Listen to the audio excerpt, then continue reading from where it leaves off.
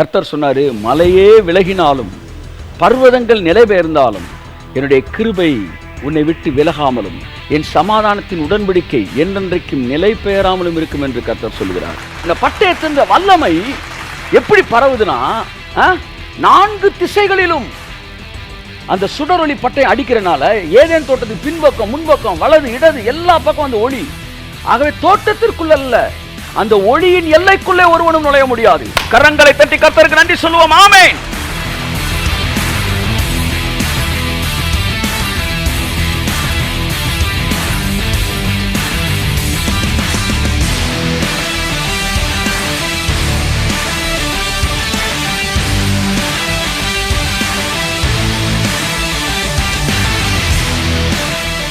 எத்தனை 1000 கோடி பேர் பிறந்திருக்கிறாங்க. இந்த ஒரு ஜெனரேஷன்ல 800 கோடி பேரா, 6000 வருஷத்துல எத்தனை 1000 கோடி பேர் பிறந்திருப்பாங்க. அவ்வளவுல எவ்வளவு பவர்ஃபுல்லான இருந்திருக்கிறாங்க. தேவனுடைய ஏதேன் தோட்டத்துக்குள்ள ஒருத்தனும் நுழைய முடியல. ஏனென்றால் சுடரொளி பட்டயம். நான் சொல்கிறேன், உங்கள் வாழ்க்கையில் இந்த சுடரொளி பட்டயம் இருக்கும் என்றால், கையெழுத்து ஆமென். கர்த்தருடைய பட்டயம் இருக்கும் என்றால் இந்த உலகம் முழுவதையும் பிடித்த பிசாசு உன்னை பிடிக்க முடியாது, உன் எல்லையில் நுழைய முடியாது என்று நான் சொல்கிறேன்.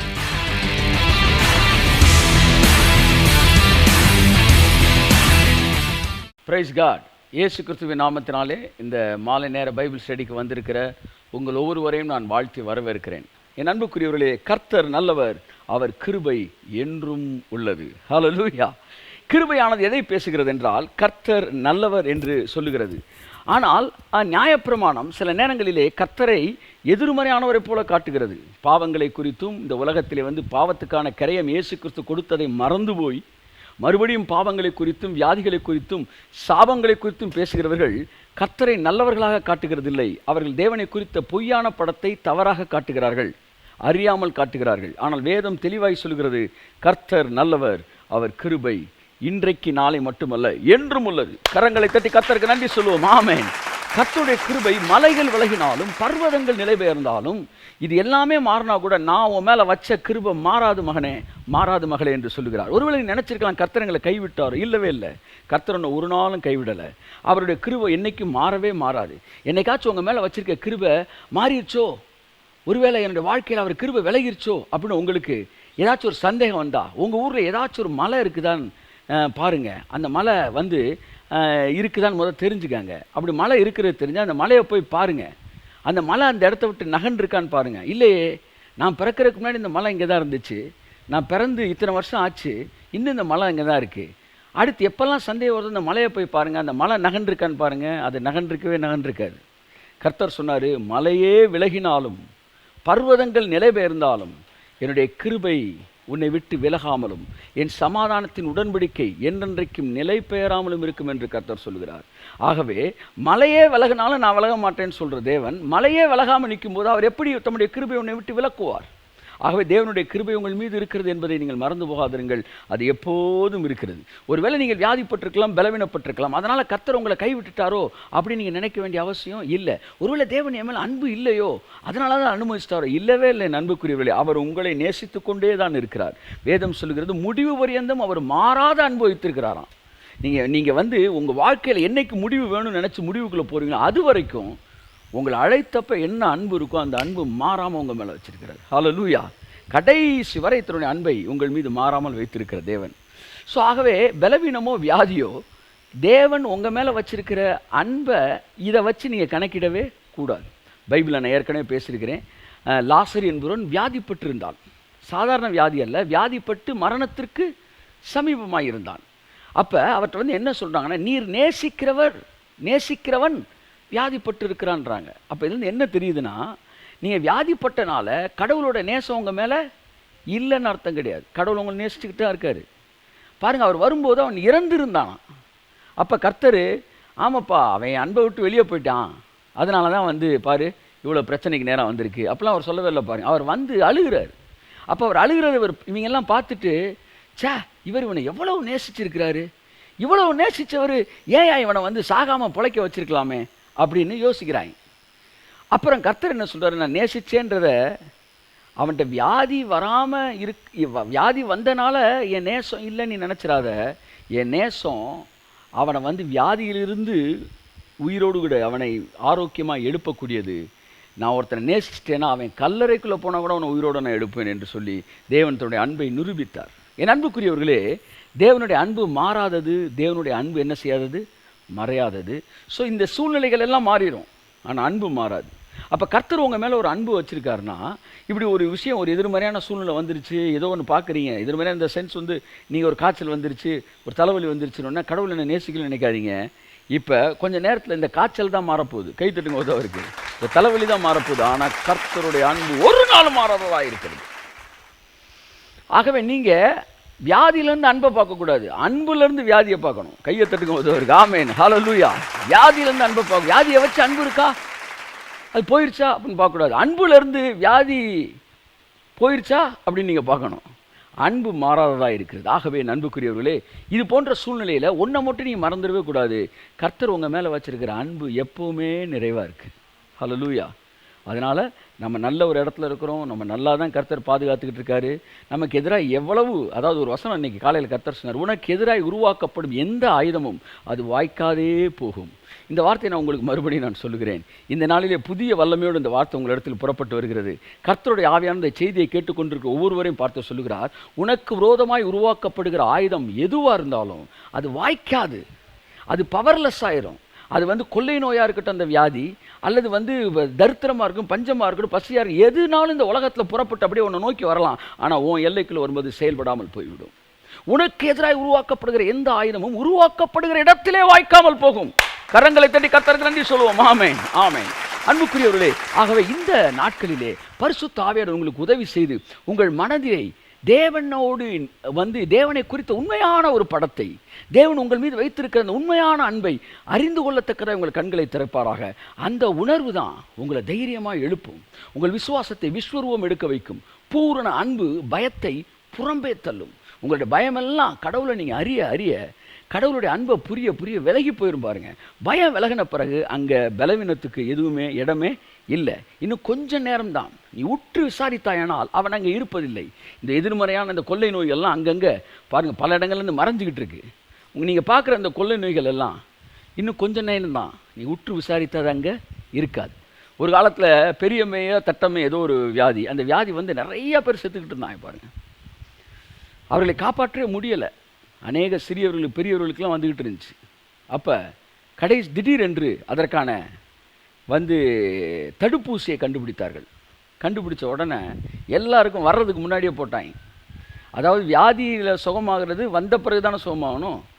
ஆனால் வர்றதுக்கு முன்னாடி எப்படி சுகமாக முடியும்? தடுப்பூசி போட்டிங்கன்னா வர்றதுக்கு முன்னாடியே சுகமாயிடலாம். இதைத்தான் தடுப்பூசி. என்ன? இயேசு என்கிற தடுப்பூசியை பிதா நமக்கு போட்டார். அதான் நம்ம பிறக்கிறதுக்கு முன்னாடியே சொல்லிட்டாரு, அவருடைய தழும்புகளாலே, எப்படி இந்த தழும்பு, நீங்கள் தடுப்பூசி போட்ட தழும்பு நீங்கள் ஏற்கனவே சுகமாயிட்டீன்னு காட்டுதோ, அப்படி இயேசு கிறிஸ்து சிந்தின ரத்தத்தினாலே, எல்லா கிருமிகளையும் உள்வாங்கினதினாலே, அந்த தழும்புகளினாலே நான் சுகமானேன். எப்போ? வியாதி வர்றதுக்கு முன்னாடியே சுகமாயிட்டேன். கைத்தட்டுங்க ஒருத்தவருக்கு, ஆமேன். தடுப்பூசி போட்டு வியாதி வர்றதுக்கு முன்னாடியே சுகமாயிட்டான். இயேசு ஏற்றுக்கொண்ட வியாதியை வர்றதுக்கு முன்னாடியே சுகமாயிட்டான். ஆமேன். அப்போ அந்த தடுப்பூசி போட்டதுக்கப்புறம் பார்த்தீங்கன்னா, அதுக்கப்புறம் அந்த வியாதி தாக்குதலே இல்லை. இந்தியாவில் எங்கேயுமே இல்லை. நான் சொல்கிறேன், ஒரு 25-30 வருஷத்துக்கு முன்னாடி சொல்கிறேன்.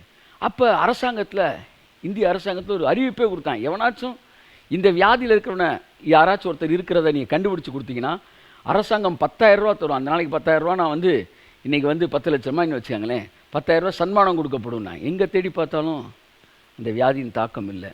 அப்படித்தான் இன்னும் கொஞ்சம் காலத்தில் இதை உற்று விசாரித்தாயானால் அது அங்கே இருப்பது இல்லை. அவ்வளோதான்.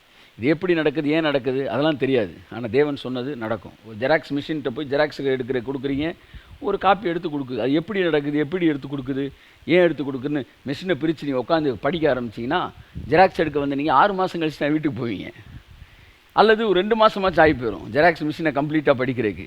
ஆனால் புத்திசாலி எதையுமே பிரித்து படிக்கிறே இல்லை, வருமா நம்பிக்கையோடு கொடுத்து வாங்கிட்டு போயிடுறான். நான் சொல்கிறேன், இன்னும் கொஞ்சம் காலம்தான். துன்மார்க்கன் இரான், அவன் அறுப்புண்டு போவான். நீ உற்று விசாரித்தாயானால், அவன் ஸ்தானத்தை உற்று விசாரித்தானால் அவன் அங்கே இருப்பது இல்லை. ஆகவே இது இருக்காது அன்புக்குரியவர்களே. ஆகவே கர்த்தர் தான் உங்களை ஆசீர்வதிப்பார். இன்றைக்கே அது மறைஞ்சிக்கிட்டு இருக்குது. கர்த்தர் பெரிய காரியங்களை செய்வார். ஆனால் அதற்கு முன்பாக பிசாசானவன் பாருங்கள், தன்னுடைய இல்யூஷன், தன்னுடைய பொய்யான படத்தினாலே ஜனங்களை பயமுறுத்தக்கூடியவனாய் இருக்கிறான். அந்த பயத்துக்குள்ளே நீங்கள் ஒரு முடிவு எடுக்க வேண்டும் என்று சொல்லி அவன் விரும்புகிறான். அந்த பயத்திலே குழப்பங்களை நமக்கு தருகிறான். பல நேரங்கள் நம்முடைய நம்பிக்கை இழக்க வைக்க பார்க்கிறான். வேத வாசிப்பையே அது மேல் இருக்கிற பற்றை விட்டுவிட வேண்டும் என்று விரும்புகிறான். ஜெபத்தின் மீது இருக்கிற அந்த நம்பிக்கையை குறைக்க விரும்புகிறான். கடவுளுக்கு உங்களுக்கு இருக்கிற தொடர்பை அவன் விலக்க விரும்புகிறான். ஆனால் பரலோகத்தில் வீற்றிருக்கிறவர் நகைப்பார். ஹல்லேலூயா. கர்த்தர் அவர்களை இகழுவார். ஆகவே தேவன் உங்கள் வாழ்க்கையில் என்ன திட்டமிட்டிருக்கிறாரோ அதை தவிர்த்து தலையிலேருந்து ஒரு முடி கூட கீழே விழாது. எழுதிக்காங்க. தேவன் என் வாழ்க்கையில், எல்லாம் சொல்லுங்கள், தேவன் என் வாழ்க்கையில் என்ன செய்ய திட்டமிட்டு ஏற்கனவே செஞ்சு முடிச்சிருக்காரோ அது மட்டும்தான் நடக்கும். ஆமேன். உடனே அடுத்து பிசாசு சொல்லுவான், அப்போ அவர் திட்டமிட்டதில் எதிர்மறையானது இருக்கலாம் இல்லையா? பார்த்தீங்களா, அவன் எங்கேயாச்சும் ஒரு இடத்துல ஒரு நிலையை பார்ப்பான். ஆனால் தேவன் அதையும் சொல்கிறாரு, நான் உன்னை குறித்து நினைத்திருக்கிற நினைவுகளை அறிவேன். உனக்கு போட்டிருக்க திட்டம் என்னன்னு எனக்கு தெரியும். அது தீமைக்கு எதுவானைகள் அல்ல, அவைகள் சமாதானத்துக்கு எதுவானைகள். கரங்களை தட்டி கர்த்தர் நன்றி சொல்லும். ஆகவே என்னுடைய வாழ்க்கையிலே சமாதானத்துக்கு ஏதுவான ஒரு திட்டத்தை தேவன் வைத்திருக்கிறார். அந்த திட்டத்தை தாண்டி ஒன்றும் என்னுடைய வாழ்க்கையிலே நடைபெற முடியாது.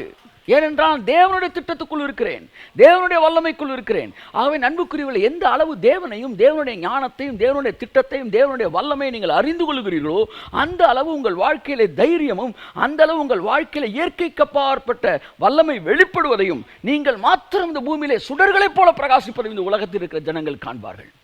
தேவ வசனத்தை பிடித்துக் கொண்டவர்கள் இந்த பூமியிலே சுடர்களைப் போல பிரகாசிப்பார்களாம். ஆகவே இந்த வசனத்தை கேட்கிற நீங்கள், நான் சொல்றேன், இன்று முதல் உங்க வாழ்க்கையில சுடர்களைப் போல பிரகாசிக்க போகிறீர்கள். கரங்களை தட்டி கர்த்தருக்கு நன்றி சொல்லுவோம். ஆமென். ஹல்லேலூயா. ஆகவே கர்த்தருடைய வல்லமையை அறிந்து கொள்ள உங்கள் மனதை ஆவியானவர் திறப்பாராக. இன்றைக்கு ஒரு சில வசனங்களை நான் உங்கள் மத்தியிலே வாசித்து தேவனுடைய வார்த்தை உங்களுக்கு கொடுக்க விரும்புகிறேன். அந்த வசனம் சங்கீதம் 17ஆம் அதிகாரத்திலிருந்து 8ஆம் வசனத்திலிருந்து 13ஆம் வசனம் வரை. சங்கீதம் 17 8 13 வரை வாசிக்கிறேன். கண்மணி போல என்னை காத்தருளும். தாவீது சொல்றார், இது தாவீதுடைய விண்ணப்பம். தாவீது ஜெபம் பண்றார். கண்மணி போல என்னை காத்தருளும், என்னை ஒடுக்குகிற துன்மார்க்கர்களுக்கும் என்னை சூழ்ந்து கொள்ளுகிற என் பிராண பகைஞருக்கும். பாருங்க, என்ன பகைஞரா? பிராண பகைஞர். அவன் என்னுடைய பகைஞர். எதுக்கு பகைஞர்? என் பிராணனையே தூக்கணும்னு நினைக்கிறான். என் உயிருக்கு அவன் பகைஞர். சிலர் இருக்காங்க, போய் கை எடுத்துகிட்டு வந்துடுவாங்க, சிலர் கால் எடுத்துகிட்டு வருவாங்க. இவங்க வேலையை கை கால் எடுக்கிறவங்க. அவங்க எல்லாம் பிராணன் எடுக்க மாட்டாங்க. ஆனால் இங்கே சொல்லப்படுகிற இந்த எதிரிகள் சாதாரண எதிரிகள் அல்ல, உங்கள் பிராணனை எடுக்க வேண்டும் என்று தெரிகிறவர்கள். அது மனிதர்களாக இருக்கலாம், கொள்ளை நோய்களாக இருக்கலாம், உங்களுடைய வாழ்க்கையும் நற்பெயரையும் கெடுக்கக்கூடிய சூழ்ச்சி செய்கிற கயவர்களாக இருக்கலாம். முடிவாக உங்கள் பிராணனை தூக்க வேண்டும் என்பதுதான் அவனுடைய திட்டம். இன்றைக்கு நீங்கள் பார்க்கிற கொள்ளை நோய் கூட ஒரு விதமான பிராணன் பகைஞர். பாருங்க, இந்த பிராண பகைஞரை பற்றி அவன் பேசுகிறான். என்னை ஒடுக்குகிற துன்மார்க்கனுக்கும் என்னை சூழ்ந்து கொள்கிற என் பிராண பகைஞருக்கும் மறைவாக உம்முடைய செட்டைகளின் நிழலில் என்னை காப்பாற்றும். கரங்களை தட்டி கர்த்தர் நன்றி சொல்லுவோம். ஆமென், ஆமென், ஆமென். என் அன்புக்குரியவர்களே, தொடர்ந்து அவர் பேசிட்டே வர்றார். ஆனால் முன்னாடி என்ன சொல்றார்? செட்டைகளின் நிழலில் என்னை காப்பாற்றுன்றார். அப்போ நான் தான் தொடங்கும் போதே சொன்னேன், தேவனுடைய வார்த்தையை நீங்கள் கேட்பதற்கு முன்பாக செட்டைகளின் நிழலுக்குள்ளே வரணும், ப்ரெசன்ஸ்குள்ளே வரணும். ஆமென் சொல்லுங்க. அந்த அந்த அந்த சப்ளைக்குள்ளே வரணும். பாருங்கள், ஒரு கீபோர்டு இருக்குது. அந்த கீபோர்டை எடுத்து வச்சு நீங்கள் பாட்டுக்கு அமுக்குனீங்கன்னா என்ன செய்யாது? என்ன செய்யாது? வராது, சவுண்டு வராது. ஏன் சவுண்டு வராது? முதல் என்ன செய்யணும்?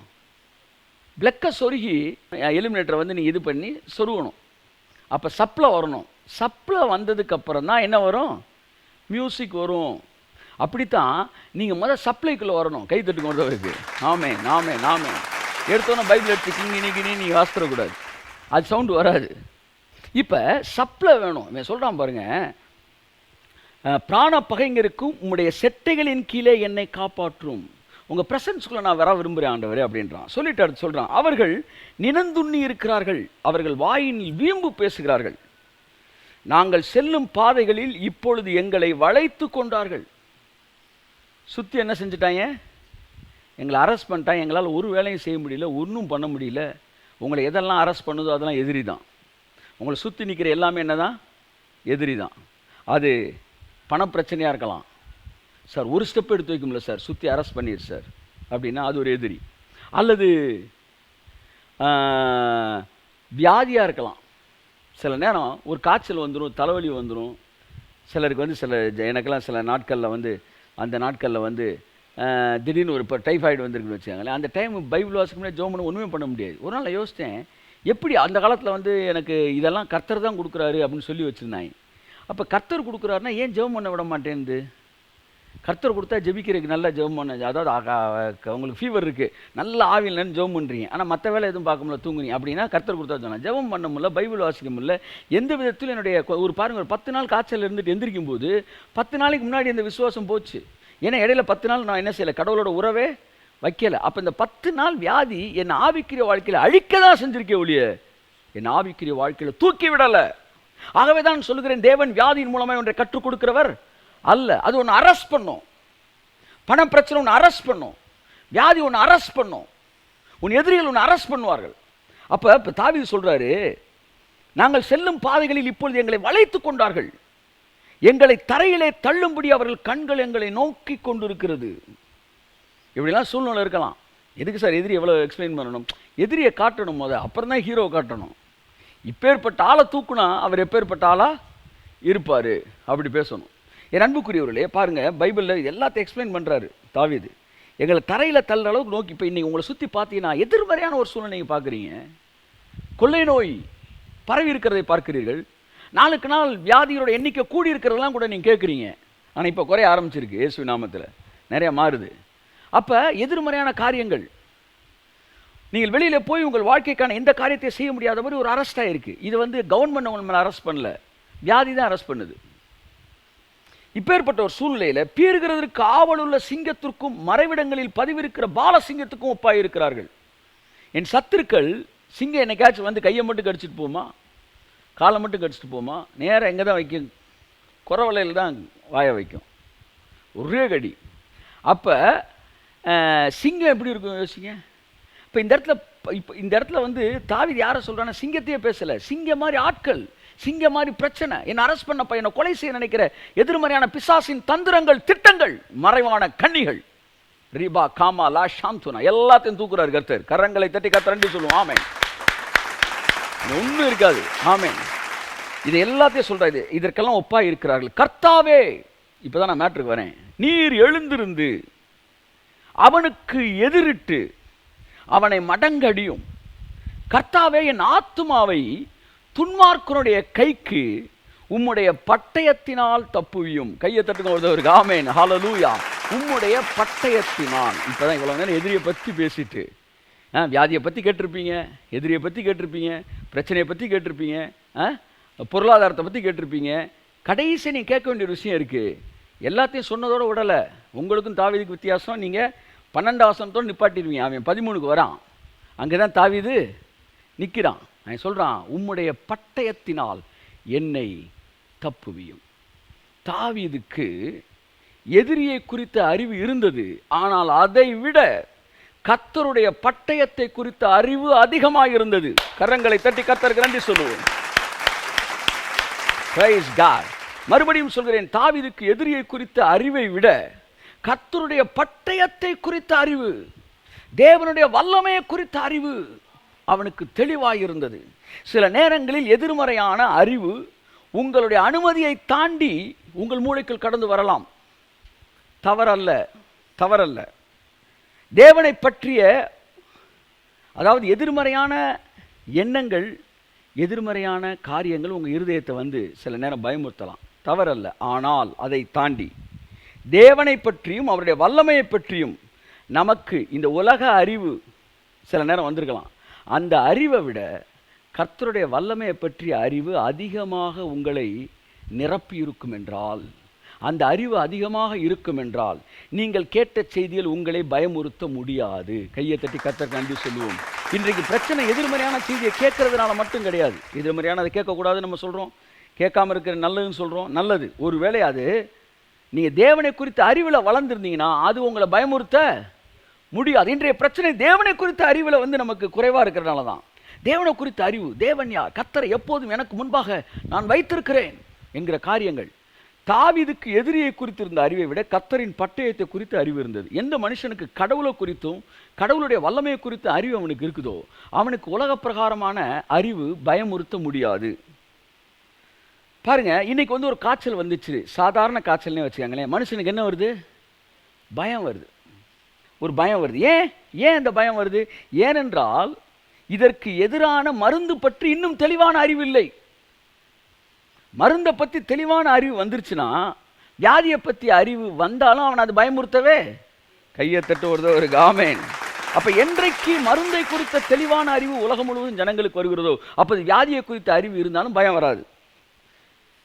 இன்னைக்கு சாதாரண தலைவலி வந்துச்சுன்னா உடனே நீங்கள் போய் டாக்டர்கிட்ட சில நேரம் பாருங்களேன், அப்படி ரொம்ப சீரியஸாக பேசியிருப்போம். டாக்டர் தலை கிருகிருன்னு சுற்றுது, அப்படியே வேர்க்குது அப்படின்னு ஒன்று. எந்த டாக்டர் ஆச்சு?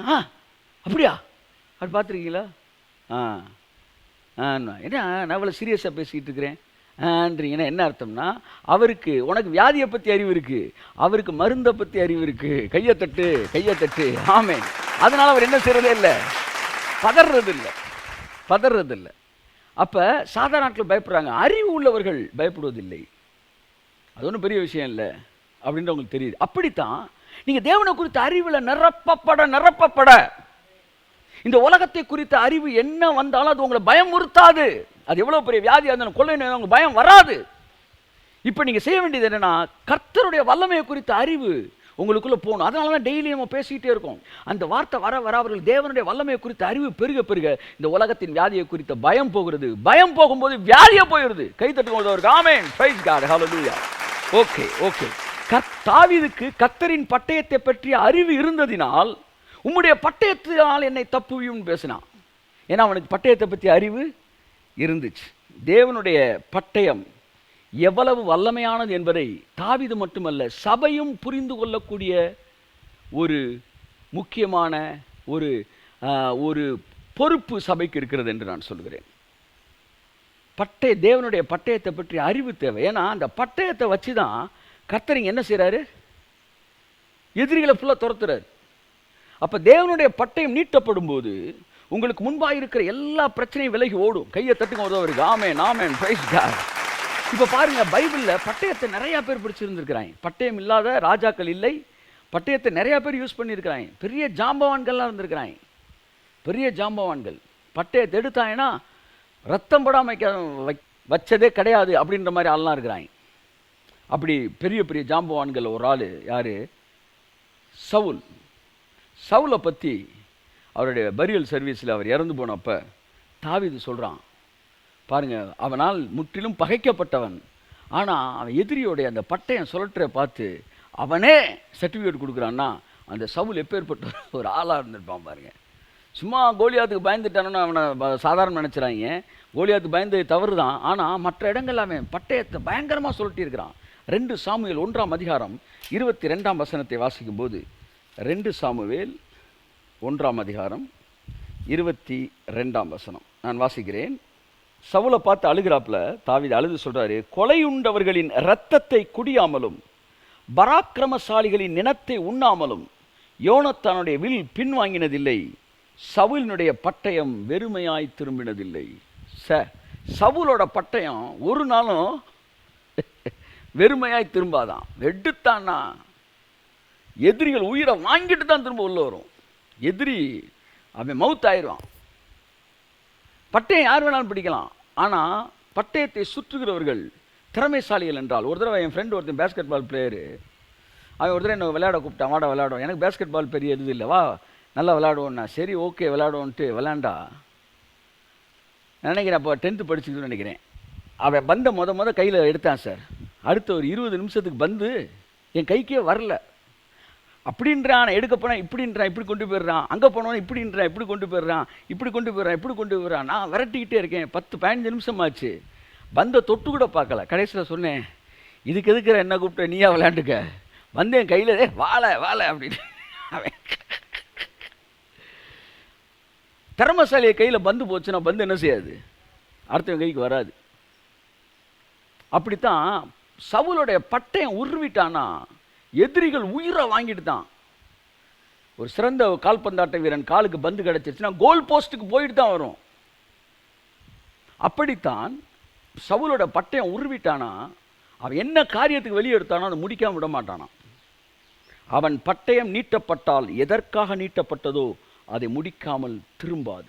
சொல்கிறான் பாருங்க, எதிரிகளின் உயிரை வாங்காமல் சவுலின் பட்டயம் வெறுமையாய் திரும்பினதில்லை. நம்மளாம் போனோம்னா சும்மா காற்றுல சுற்றிட்டு வந்துக்கிட்டு இருப்போம். ஆனால் அவன் வெறுமையாக திரும்பவே திரும்பாது. அப்படி தான் தெரியும். கொஞ்ச நேரத்தை பார்த்தா வெள்ளை பட்டயம் சிகப்பாக மாறி இருக்கும். எப்போ உள்ளே போச்சு எப்போ வெளியே வந்துச்சுன்னு தெரியாது. அப்போ பாருங்கள், சவுலுடைய பட்டயம் அப்படி பட்டயமா. நீங்கள் கர்த்தரின் பட்டயத்தை பார்க்குறதுக்கு முன்னாடி நீங்கள் மனிதனுடைய பட்டயத்தை பார்க்கணும். இந்த மனிதனுடைய பட்டயமே இப்படி இருக்குன்னா கர்த்தருடைய பட்டயம் எப்படி இருக்கும்? கையை தட்டுங்க ஒரு ஆமென், பிரைஸ் காட், ஹல்லேலூயா. இன்றைக்கு தேவனுடைய பட்டயத்தை பற்றி அறிவு உங்களுக்கு வளருவதாக பெற்றுக்கொள்வீர்களா என்று சொல்லி நான் சொல்லி, அந்த பட்டயத்தை தேவன் நீட்டினா என்னன்னா, மனுஷன் பட்டயத்தை நீட்டினா மனுஷனை மட்டும் தான் கொல்ல முடியும். ஆனால் தேவன் பட்டயத்தை நீட்டினா கொள்ளை நோயை காலி பண்ணுவார். தேவன் பட்டயத்தை நீக்கினார் பஞ்சத்தை காலி பண்ணுவார். தேவன் பட்டயத்தை நீக்க அவங்க எதிரிகளை காலி பண்ணுவார். அவருடைய பட்டயம், மனிதனுடைய பட்டயம் கண்ணுக்கு தெரிகிறவர்களை தான் காலி பண்ணும், கண்ணுக்கு தெரிகிறவர்கள் தான் அழிக்கும். ஆனால் தேவனுடைய பட்டயம் கண்ணுக்கு தெரியாத காரியங்களையும் அழிக்கக்கூடியதாக இருக்கிறது. உம்முடைய பட்டயத்தினால் என்னை தப்புவியும் ஆண்டவரே. கரங்களை தட்டி கர்த்தருக்கு நன்றி சொல்லுவோம். ஆமென்.